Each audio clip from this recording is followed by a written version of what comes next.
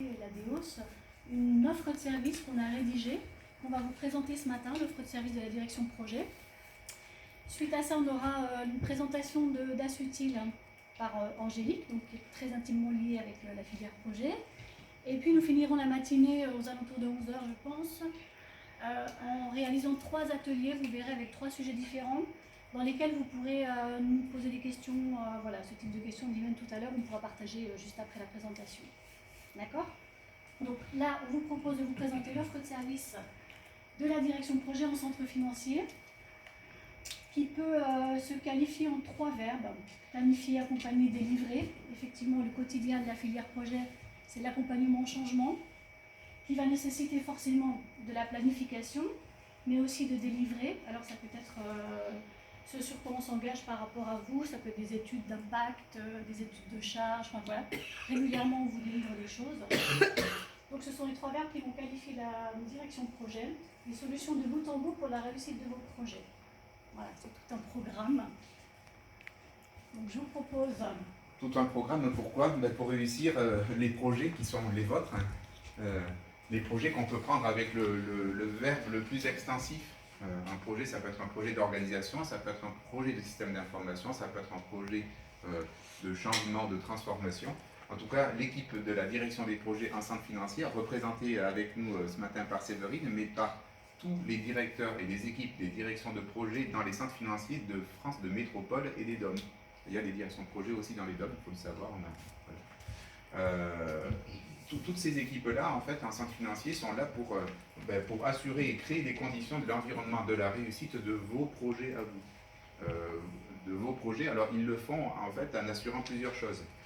Christophe l'a dit tout à l'heure dans son introduction, ils le font en assurant l'association de toutes les parties prenantes au niveau local, dans chaque node, dans chaque centre financier.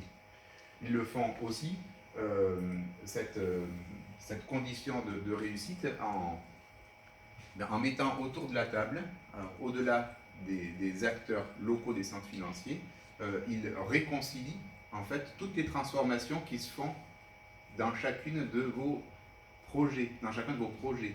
Un centre financier qui est amené à déployer Cap Client, qui est amené à déployer Contact, qui est amené à déployer Concerto et ou Matisse, et ou tous ces projets-là, à leur niveau, les directions projets centres financiers ont cette vision globale et cette réconciliation de tous les projets déployés dans leur propre centre financier.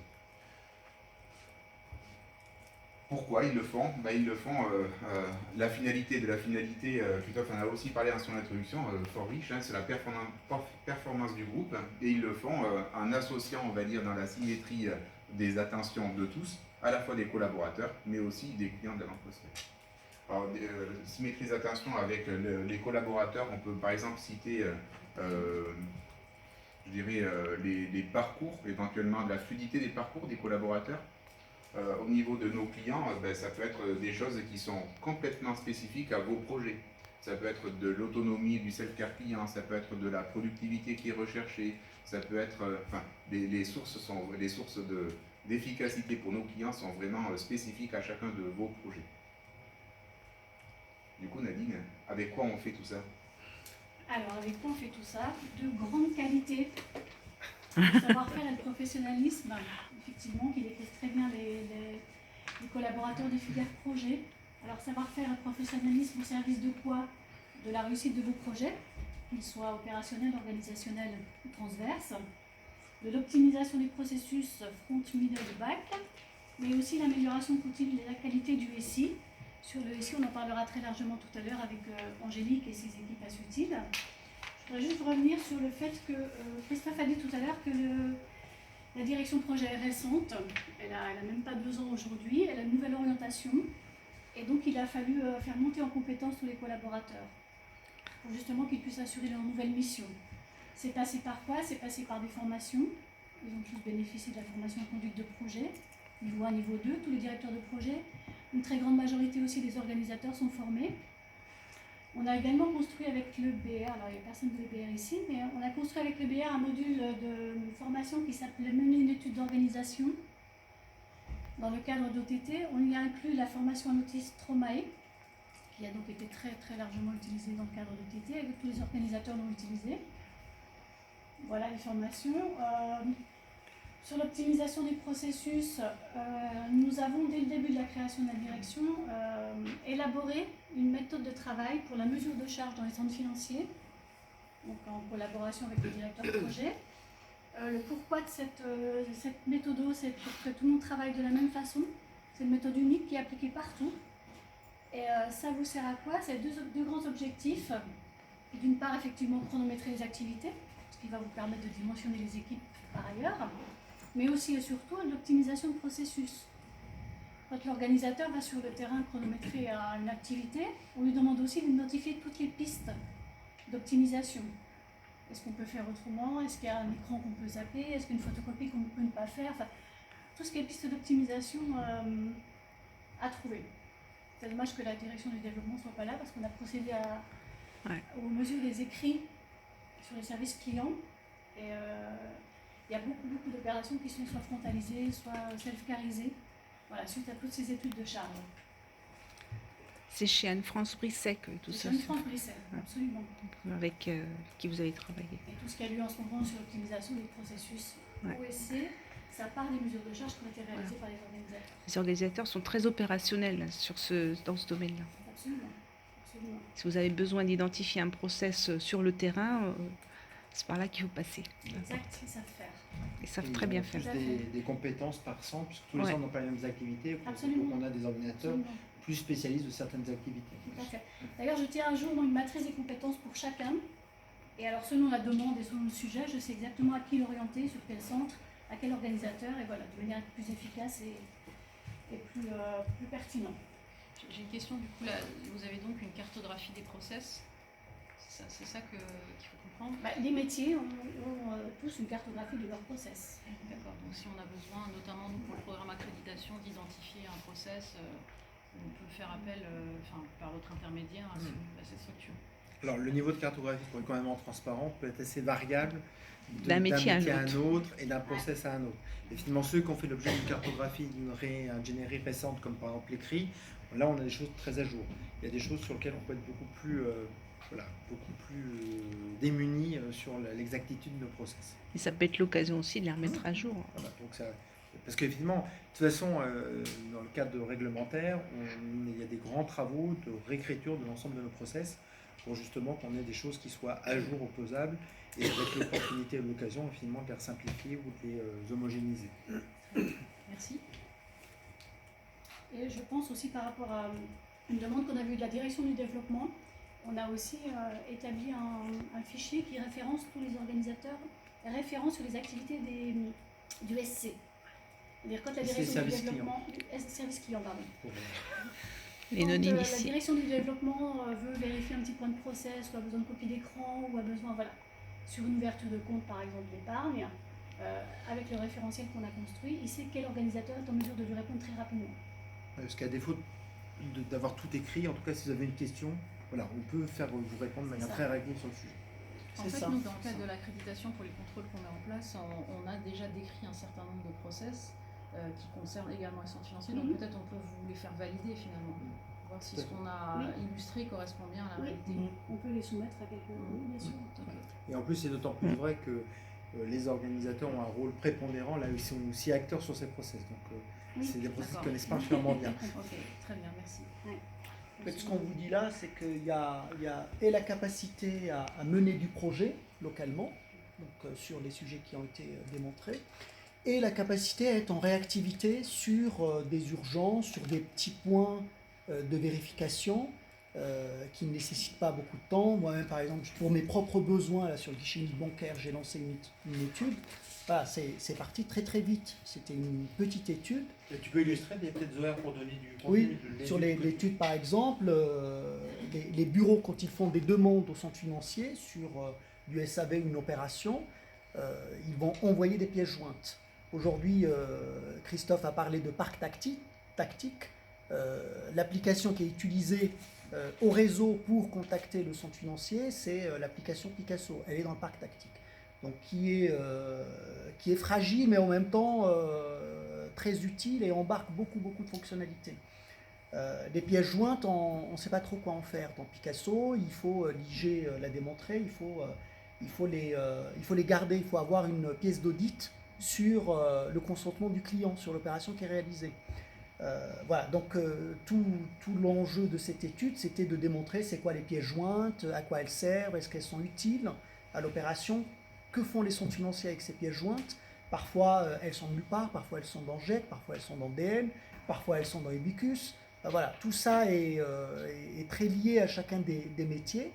Et donc on essaye de poser quelque chose qui permette à chacun de retrouver ses pièces jointes à l'endroit où tout le monde doit s'attendre à les trouver. Donc DN ou DCN par exemple.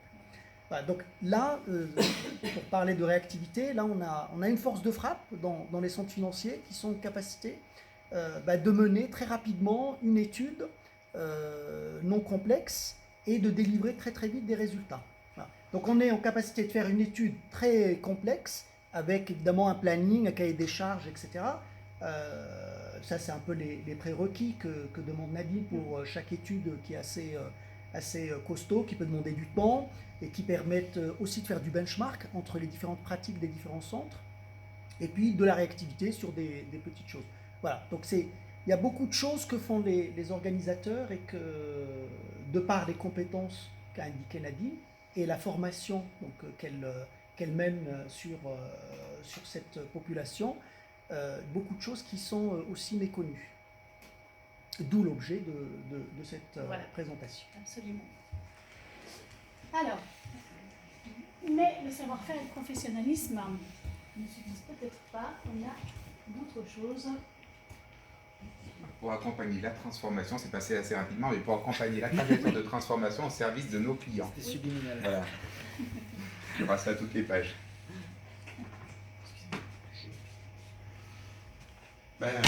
Avec un professionnalisme, un savoir-faire, il y a les directions de projet et les organisateurs. Alors, on les cite, on en parle beaucoup, les organisateurs, donc ils sont aujourd'hui incarnés avec Séverine et ils sont incarnés avec un peu plus d'une centaine de personnes dans les centres financiers. Quand on dit les études de charge, les études se font auprès de ce public-là, à peu près le nombre de personnes qui sont disponibles et qui sont nos atouts concrets. Nos atouts alors, il y a beaucoup de choses écrites ici. Il y a beaucoup de choses, je vais peut-être commencer par le dernier. Ça a été évoqué tout à l'heure, la maîtrise de la chaîne de valeur. Effectivement, les organisateurs dans les centres financiers créent ce sont un peu des connecteurs.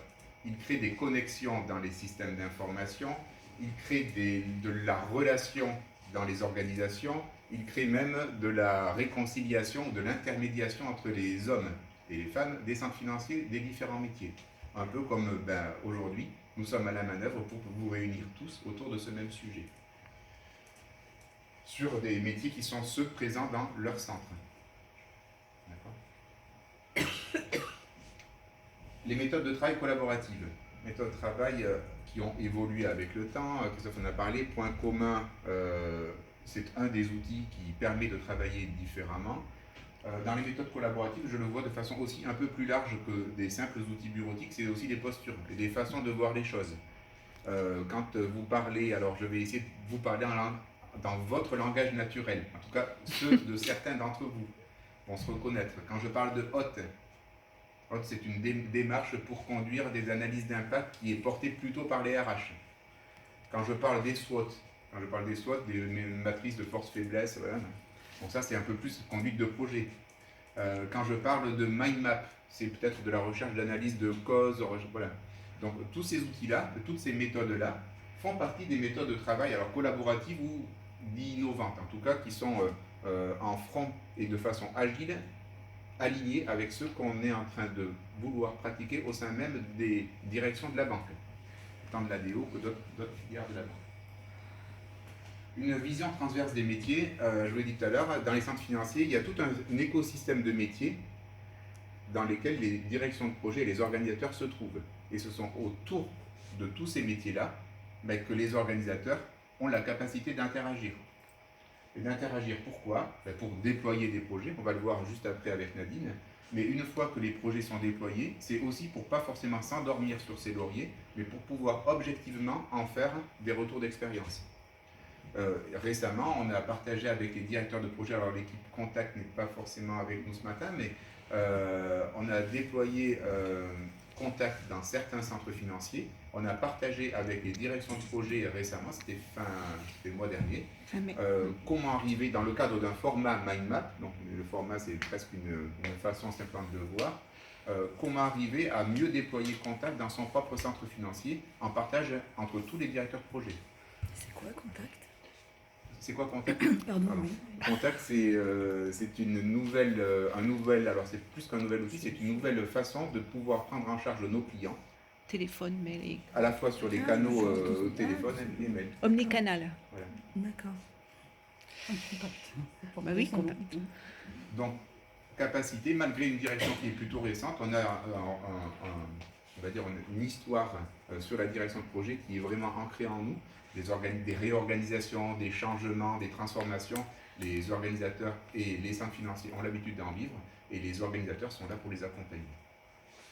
Nadine, les accompagner sur quoi? Alors, on va maintenant zoomer, regarder un petit peu plus en détail les 3 grandes missions d'offre de service de la direction de projet. Les 3 grandes missions qui sont déployer les projets, on verra après conseiller les organisations, pour finir par le soutien au métier. Alors, déployer des projets, c'est effectivement la mission la plus récente, j'allais dire, parce que c'est vraiment à la création de la direction de projet que les organisateurs et directeurs de projet se sont mis à piloter un projet. Enfin voilà.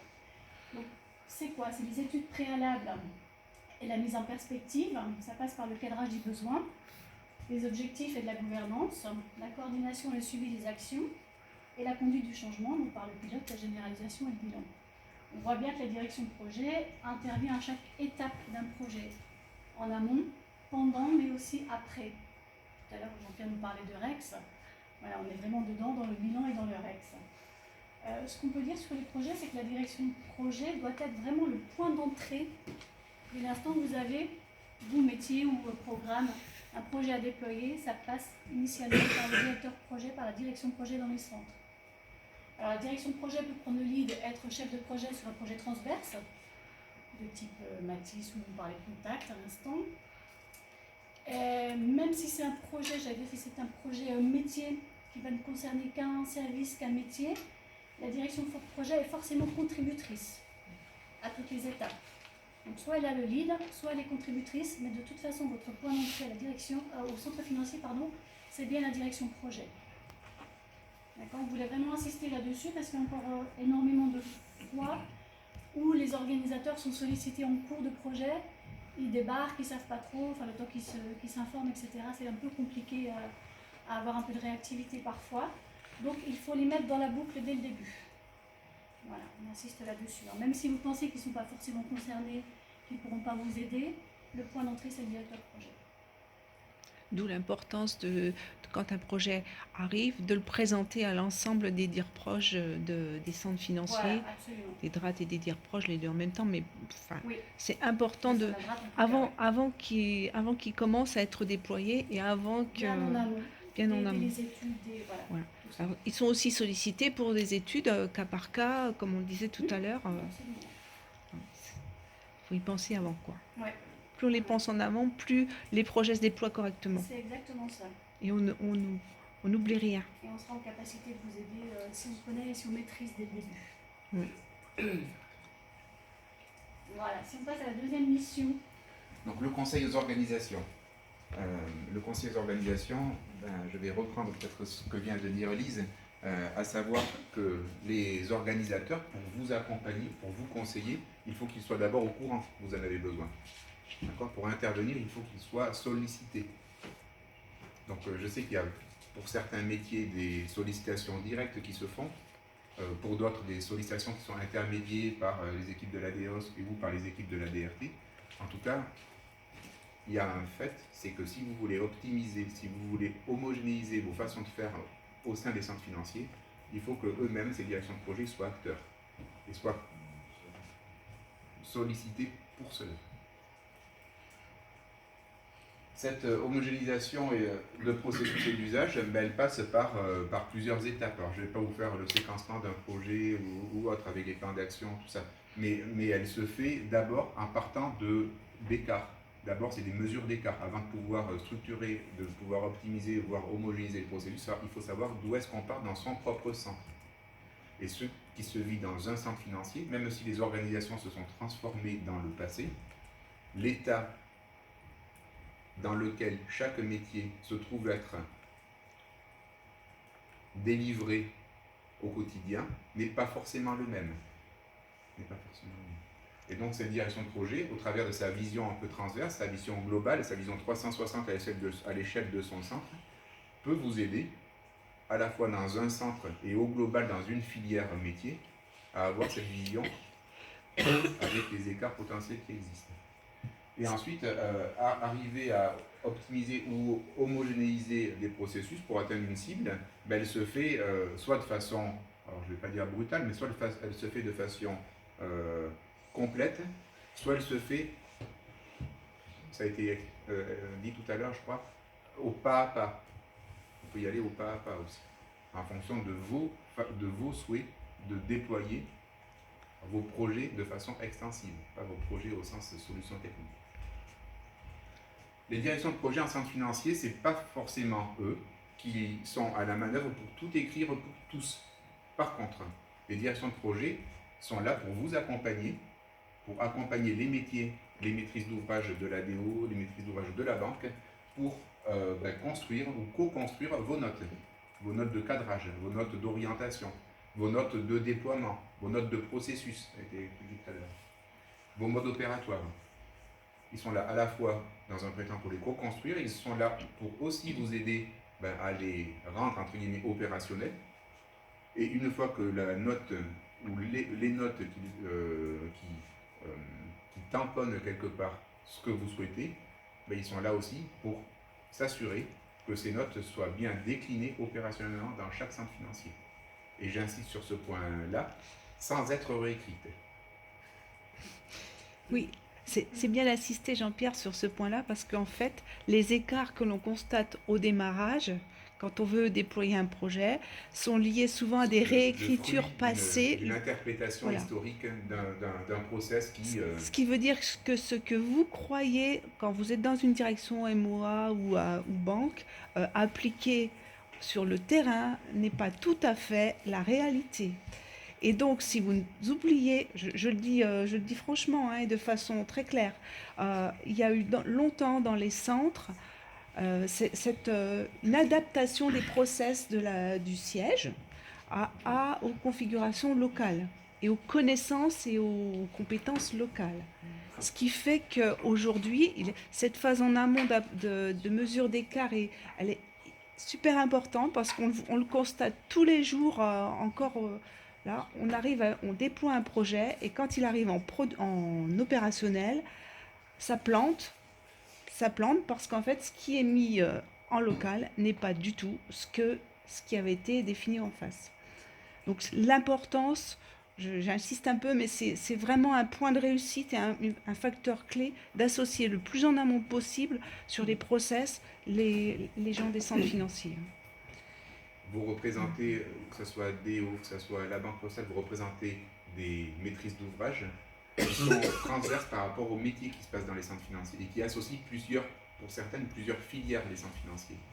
Et en fait, dans vos filières, dans les filières dans lesquelles vos projets se trouvent, comme vous êtes étendu à une échelle de 1 à jusqu'à 20 centres financiers pour la direction du développement sur certains de ces métiers, certaines de ces activités, l'interprétation d'un, de 5, de 10 ou de 20 centres financiers pour la réalisation même d'une opération, il faut qu'on sache, avant de pouvoir ou de vouloir le changer, ou le modifier, le bouleverser, il faut savoir d'où est-ce qu'on est, comment on le pratique au quotidien. Et ça, c'est effectivement, je rejoins ce que disent, toute cette phase d'abord de se poser pour voir qu'est-ce qui est vraiment pratiqué chez nous avant de pouvoir le toucher, c'est vraiment quelque chose qui est vraiment indispensable plutôt que de se lancer dans quelque chose pour lequel on n'est même pas à ce qu'on devrait ou qu'on aurait cru ou que la note aurait pu l'écrire. Du coup, vous êtes beaucoup en offre de services pour les directions métiers de l'ADO. Oui, c'est pour ça qu'on fait ce chemin vers vous aujourd'hui. Les programmes. Les programmes. Les directions Les MOA, et les programmes de la banque. Les MOA et les programmes. Oui, non, mais pourquoi je dis ça parce que En fait, vous avez un nombre de métiers, de filières métiers assez À peu près un important. peu plus de 20. Voilà. Il y a Donc, c'est quand 130 même- métiers Il y a, d'exercice. voilà, Voilà. 20 filières. C'est ça. 130 métiers d'exercice à l'ADO, Donc, exactement. quand nous avons vu tous les métiers, alors avec des métiers avec des populations, Oui, des populations plus ou moins importantes. oui. importantes, Parce mais qu'à 130, ils sont pas 1000 partout. Hein. Ouais. oui, mais c'est ça. Mais il y a quand même, il y a 130. Alors après, on peut réassocier par Oui, famille, par mais grande- mais du coup, ce que vous dites, Jean-Pierre, c'est que quand même, il y a ce travail pour toutes les filières, toutes ces filières-là. Vous dites finalement n'ont pas forcément une vision claire de comment ça s'applique, vu qu'il y a entre guillemets le particularisme local, quoi. Il n'est pas entre guillemets, il est à Oui, chaque fois. tu l'as dit, clairement. Culturaliste ou historique. Ouais. Historique, ouais. Ouais, d'accord. Et je pense qu'on parlait aussi d'appropriation. Je pense qu'il y avait une phase aussi parfois de réécriture parce que les équipes avaient besoin de se réapproprier. Et je pense que maintenant, il faut changer aussi notre mode de fonctionnement. Jean-Pierre l'évoquait tout à l'heure. Et pour que les gens s'approprient quelque chose, il faut qu'on trouve d'autres manières de faire, qu'ils Que de réécrivent le réécrire, projet à ouais. leur niveau. Mm. Et je suis sûr qu'il y a plein d'autres solutions pour le faire. Et plus on les prend en amont, moins ils réécriront le projet quand ça va être mis en place. Parce que ça continue malgré tout. Hein. Il faut les associer. Oui. Plus vous les associez en amont, plus ils seront rentrés dans la construction du projet, moins on aura de problématiques derrière de déploiement locaux. Et puis les organisateurs et les directions de projet des centres financiers sont là pour aller jusqu'au bout des choses. D'une note de cadrage, d'une note de principe, voire même d'un mode opératoire, ça peut encore se décliner, sans être forcément interprété, mais ça peut encore se décliner localement. Je vais prendre un exemple très pratique qu'on a vécu il n'y a pas très longtemps. Un service qui a pour vocation à répondre au téléphone à un client. Donc pour ça, il utilise un téléphone. Donc, il peut utiliser un téléphone, c'est le cas. Jusque-là, tout va bien. Ouais, jusque-là. Il peut utiliser même un serveur vocal, pourquoi pas. Mais derrière ce serveur vocal, quels sont les numéros attachés à ce serveur vocal? Est-ce qu'il y a un numéro? Est-ce qu'il y a plusieurs numéros? Est-ce que ces numéros sont rattachés au même serveur vocal? Est-ce qu'il y a plusieurs serveurs vocaux en fonction des motifs de demande des clients ou autres? À notre échelle, à l'échelle de la direction, à l'échelle de vos filières, ce niveau fin de captation de l'information jusqu'à nos clients, vous pouvez ne pas forcément l'avoir. Et c'est justement le rôle de la direction de projet, c'est de pouvoir aller jusqu'au bout, creuser et aller dans le détail pour vous expliquer ce que vous aviez voulu, de ce qui est réellement opéré et comment ça se traduit de façon concrète. Et on voit entre les trois niveaux, il peut y avoir, non pas des interprétations, mais il peut y avoir des façons d'avoir construit les choses différentes selon les centres financiers, qui aboutissent pour vous à votre besoin métier qui est traduit de façon complète, à part qu'il y arrive par peut-être des biais différents. Donc l'idée c'est de pouvoir, avant de pouvoir optimiser et homogénéiser, de pouvoir réaligner les choses et de savoir d'où est-ce qu'on part dans chaque centre financier. Il faut savoir que les directions de projet, un peu plus de 100 personnes qui travaillent pour les 130 métiers pour à peu près un peu plus de 8000 personnes, qui sont les représentants des process de 8000 personnes en centre financier. Un troisième point. Le troisième et dernière mission, offre de service, c'est le soutien au métier. Alors historiquement, les organisateurs ont toujours apporté le soutien au métier, ça c'est pas nouveau, mais c'est important quand même de se le rappeler. Alors ça peut passer par l'aide au déploiement d'un nouvel outil, d'une nouvelle procédure, d'un nouveau process. Voilà, ils accompagnent, c'est-à-dire qu'on s'attache nous à ce que les organisateurs soient formés en même temps que les collaborateurs dans les différents services. Je pense à Mathis, on a formé des organisateurs sur l'UP. Là, à minima, 2 organisateurs par centre sera formés sur EPE, qui va remplacer GDO. Donc après, eux seront en mesure d'accompagner les agents sur le terrain au jour du déploiement. Voilà, on peut faire ça sur un nouvel outil, sur une nouvelle méthode. Ils ont déjà été formés sur le prélèvement. Ça y est, Ils ont déjà été formés sur le prélèvement, absolument. Donc le jour J, ils sont en capacité, ils sont sur le terrain avec les agents, ils les forment et ils les accompagnent. Et là, c'est bien parce qu'on est en amont. On est bien en amont. Complètement en amont, bien sûr. Bien sûr. Et on voit aussi que c'est toujours très apprécié, on en a reparlé, Ouais. c'était pour, j'ai un trou de mémoire, c'était Cap ou Contact, où le fait qu'il y ait effectivement des sachants au milieu des équipes au moment de la mise en œuvre rassure tout le monde Oui. et permet de sécuriser aussi les déploiements. Mm. Donc ça c'est aussi un point sur lequel il faut bien l'avoir en tête comme levier de performance dans nos projets. Ouais, absolument. Donc ils aident au déploiement, mais ils ne se cantonnent pas à ça. C'est qu'après, ils vont aussi contribuer à l'amélioration de ces nouveaux outils, de ces nouvelles méthodes. C'est-à-dire que tout dysfonctionnement, toute anomalie, ça va passer par eux. C'est eux qui vont les remonter, enfin les analyser en local et les traiter, ou les remonter, mais on en parlera tout à l'heure avec Angélique. Donc voilà, ils ont une grosse partie de leur travail sur l'accompagnement sur le terrain avec les agents. Nadine, Oui. moi j'ai une question, parce que c'est lié un petit peu à la salle d'avant aussi, mais quand on parlait des modes opératoires, par exemple sur EPE, on en a construit. Oui. Est-ce que le fait de vous les donner en amont pour voir un petit peu ce qu'il en est, est-ce que ça correspond aux besoins, ou est-ce qu'il manque des informations, etc., ça peut être une chose... Absolument. Oui, très bien.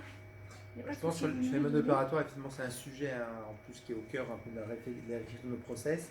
Le constat est qu'effectivement, on n'est parfois pas toujours assez opérationnel. Et effectivement, les modes opératoires, c'est ce qu'ont besoin les utilisateurs. Mhm. Et l'idéal serait effectivement qu'ils soient bien cohérents par rapport à la réalité qu'ils vont observer. Ce qui fait que souvent, un mode opératoire, il va y avoir quelques versions pour qu'il aboutisse vraiment à la réalité de ce qu'ils vont observer. Et en même temps, si on pouvait les homogénéiser en termes de forme aussi, parce que ça permet aussi, notamment à travers quand les acteurs bougent, qu'ils puissent retrouver en tout cas leurs références beaucoup plus facilement. Là aussi, on va gagner en efficacité par rapport à ça. Et si chacun ne peut pas être, on l'a fait pour les fiches projet aussi, si on peut ne pas être à chacun réécrire la façon dont on va formaliser les choses, tout le monde va y gagner. Et celui qui écrit et celui qui va le lire. Je t'appellerai. Oui, pas de problème, bien sûr. Ouais. Et en complément, pour les modes opératoires, il y a aussi savoir à qui on le fait faire, bien sûr aux organisateurs, mais un organisateur d'un centre financier et un centre financier dans son ensemble n'est pas forcément représentatif de tout ce qui se passe dans la cible des centres financiers. Je vais m'expliquer plus clairement. Si on demande à un organisateur d'un centre financier d'aller rédiger le mode opératoire pour tel projet, Matisse par exemple, mais si ce projet-là est déjà déployé dans ce centre et sans forcément d'autres projets qui sont peut-être en lien avec, qui le sont déployés, on va peut-être écrire un mode opératoire qui va être simplement de transition. Donc attention aussi, et c'est pour ça que vous avez aussi la matière de pouvoir vous adresser à la DEOS, à la DRT, qui vous aiguillera vers peut-être un des centres financiers qui sera le plus, alors ils sont tous compétents, pertinents ou autres, mais en tout cas le plus opportun par rapport à ce que vous voulez en cible. Parce que dans le cadre de cette trajectoire de transformation de la DO, vécue dans les centres financiers, on a un certain nombre de maturités qui se font sur le déploiement des projets, et réaliser un mode opératoire sur certains projets déployés mais d'autres non, peuvent avoir simplement des modes opératoires qui sont rapidement obsolescents. Il faut qu'on puisse gérer dans les deux cas. Là, Anne-Marie parlait du mode opératoire sur le prélèvement qui touche tous les acteurs des centres financiers et puis de la DOP. Donc là, l'objectif, c'était plutôt, par rapport à l'écriture qui a été faite là pour le coup à la direction des paiements, c'est de vérifier que dans le centre financier, ça répond bien aux besoins. Ouais, ça suffit. Donc là, on va être plutôt sur un besoin de relecture, Oui, voilà. de pertinence. Il faut construire, relecture et Voilà, après ouais. mise en application. Mais ça peut être aussi dans l'autre sens. On peut peut-être être amené à un moment donné à demander peut-être de l'aide sur un mode opératoire qui est très spécifique sur un métier en centre. Et là, pour le coup, on sera dans une démarche un peu différente. Oui. Ok, et aussi le partage de l'information avec les services, très souvent ce sont les organisateurs qui sont le point d'entrée des communications. Alors très souvent ça passe par un subtil, parfois c'est le métier qui veut communiquer, il passe par les organisateurs, enfin voilà, ils sont aussi un vecteur d'information au sein du centre, de leur vision très transverse. Voilà pour l'offre de service. On a beaucoup parlé avec Nadine, mais on a avec nous, on vous l'a dit tout à l'heure, une éminente représentante des